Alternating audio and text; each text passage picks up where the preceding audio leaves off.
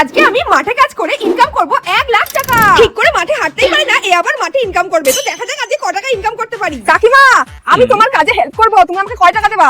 তুমি কে, কোথা থেকে এসছো?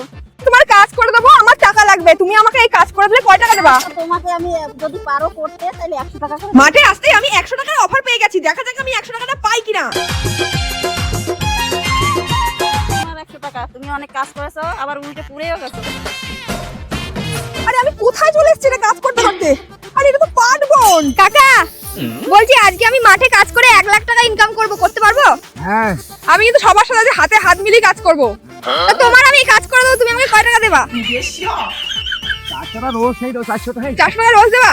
এই কাকা আমাকে প্রথমে পাত্তাই দিচ্ছিল না, তারপরে অফার করলো 400 টাকা। চলো 400 টাকার কাজ করা যাক।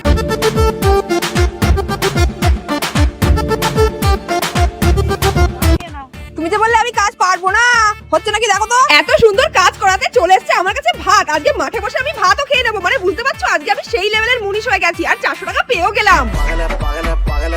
হচ্ছে এটা না, এটা হচ্ছে না, এটা ভালো করে করো। কি করতে হবে? এটা শুকাবো? কি করবো?